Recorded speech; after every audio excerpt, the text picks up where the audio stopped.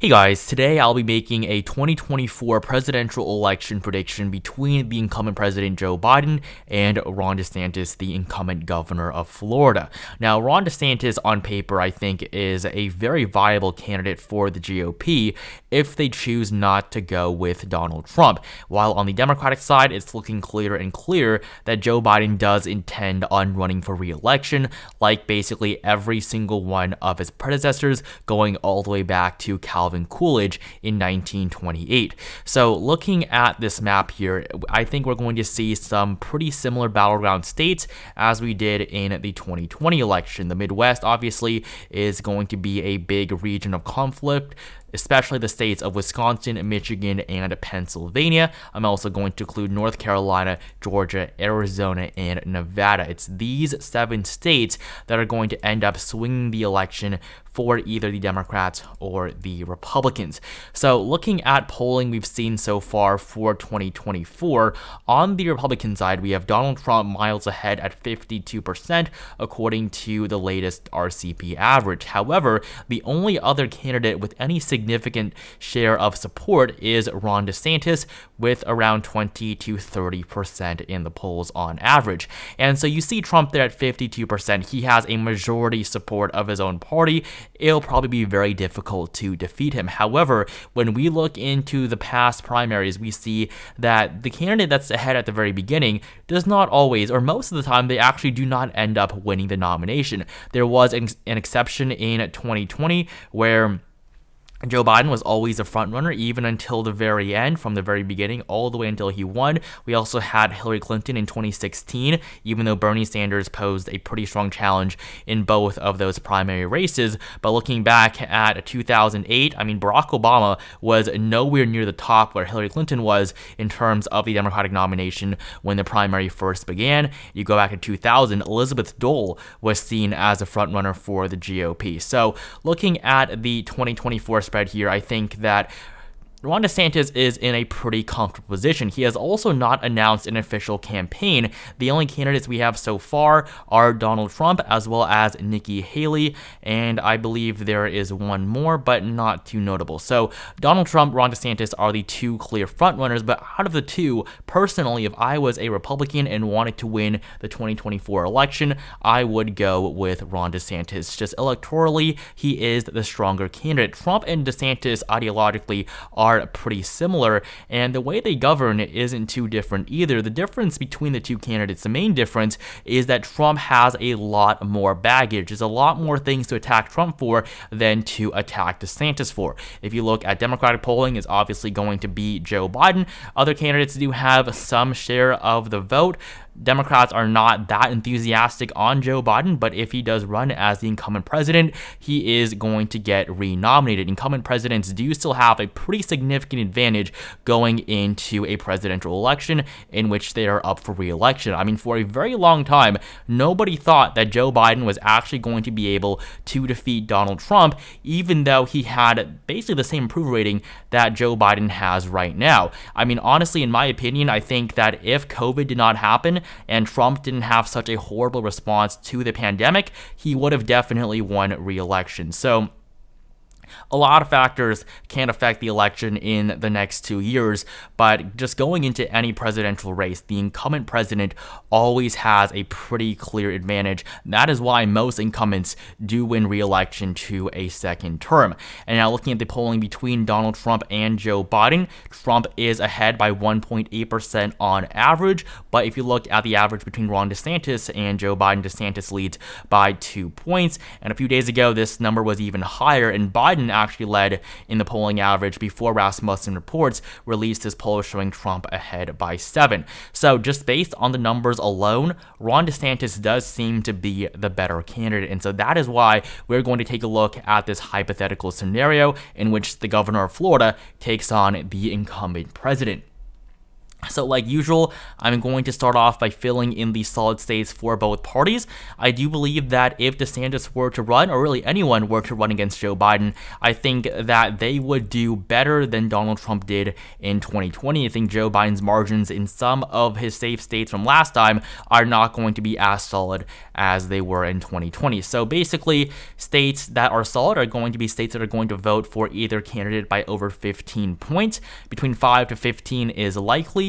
Anything between 1 and 5% has a lean categorization, and of course a tilt categorization is for any state that is going to go for either party by less than 1%, and those really are the almost pure toss-up states that could generally go either way. So with the solid states filled in for Biden, we have 159 electoral votes. For Ron DeSantis, I think he's going to do very well in the South, especially compared to Trump in both 2016 and 2020. Now, Florida is not going to be solid on the presidential level. Of course, if you look at the race that we had in Florida for governor in 2022, this is one of the main reasons why Republicans are supporting Ron DeSantis over Donald Trump. Ron DeSantis has a clear history of winning. He just won re-election as governor a few months ago by a 19.4% margin against a former governor. Charlie Crist was utterly destroyed. He couldn't even win Tampa, couldn't even win Miami-Dade. There's no chance that Ron DeSantis is going to lose Florida, but I don't think he's going to win the state by over 15 points in a presidential race. States do get a lot closer, and even though Floridians like Ron DeSantis, the presidential race simply is not the same. So with all of DeSantis' solid states filled in, we have 111 electoral votes for the governor and 159 for the president. Now I'm going to go over some of the likely states, the states that either candidate is almost guaranteed to win, but the margin is going to be just a little bit closer. So for DeSantis, first off, we have Florida. This is obviously going to be a state that he's going to win. Actually, South Carolina, I actually may put into the likely column. I'm going to put South Carolina as a likely Republican state. I don't think the margin is going to be quite that solid, but it's still going to be a almost guaranteed win for DeSantis. But in Florida, I think he may be able to win by close to double digits, but it's not going to be a blowout. Florida is still going to be competitive, but definitely I think the Democrats should put a lot more money into the Rust Belt and the Sun Belt states other than Florida. We also have Texas. Now, Texas is really interesting because Democrats did pretty well there in both 2018 and 2020, but in 2022 we saw big victories for Greg Abbott, the governor, as well as many of the statewide candidates in the Lone Star State. So I don't think that Joe Biden is going to do too well there. I also don't think that he's going to do better than he did in 2020, where Trump only won by a 5.6 margin. If you go back to 2016, Trump carried it by 9, and 2012, Texas was still a solid red state. This is a state that has not voted for a Democrat since Jimmy Carter back in 1976. The state, I do think, will flip in the next few decades, but it's definitely not going to be in 2024. Democrats still have a lot more work to do there, and I think that the Democratic handling of the border is not very appealing to Texan voters. Alaska will also be likely for the governor. This is a state that almost always votes Republican, and there's no reason to believe that it's going to change this time around. And so with these three states, we have all the states in the southern half of the country that will be likely for DeSantis. I also have three more up top, and these are going to be Iowa, Indiana, and Ohio. These three states Trump won in both 2016 and 2020. If you go back just a few years to 2012, both Ohio and Iowa were Obama states, and in 2008, even Indiana voted Democratic, but in 2024, things have changed very much here. These states are all moving to the right. Even though we had a good Democratic candidate in Ohio for Democrats, J.D. Vance still destroyed Tim Ryan by a likely margin, so we're not going to see any flips here anytime soon. These are all going to be states that will go for the governor. So right now, Ron DeSantis has 218 electoral votes. As for Biden, Oregon and New Jersey are obviously going to be likely. These are states that are not going to vote Republican under any circumstances. We also have Virginia, Colorado, and New Mexico. All three of these states were likely Biden in 2020. Virginia may have voted for a Republican governor, but that was a one-time election, and gubernatorial races are not predictive of presidential races. Glenn Youngkin was a much better candidate than Terry McAuliffe, and even then, Glenn Youngkin only barely won in the Commonwealth of Virginia.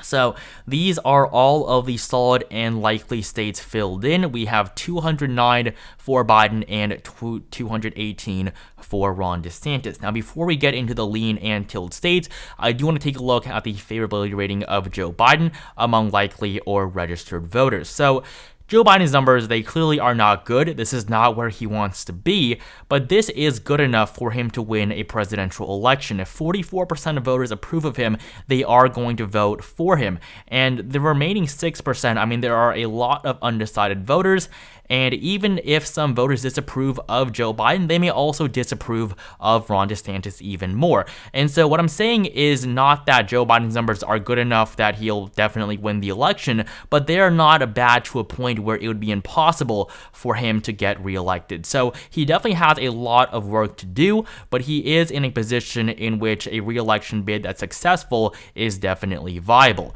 If you look at Donald Trump in 2020, he had essentially the same approval rating, and even then, he barely lost in 2020. Biden's rating is also similar to that of Obama's in 2012, and also to Bush's by the end of his first term in 2004. Clinton's, though, did go up. I don't expect this trend for Joe Biden, but definitely I think that Biden isn't in as terrible of a position as some people have him out to be. So looking at the remaining states left, these are all going to be more competitive, but I am going to fill in two that Ron DeSantis simply are not going to win. These are Minnesota and New Hampshire. These two states are going to vote for the Democrats. We also have the at-large district in Maine. This is actually going to be likely, so I did forget those two electoral votes there, but it is going to be a Democratic state overall. Might be lean, but I really don't think so. We also have the second districts of both Nebraska and Maine. I'm going to put both of these as being leaning Republican. In Nebraska, the district lines did move, and it will be more difficult for Joe Biden to win this district, a district that he was able to actually carry in 2020.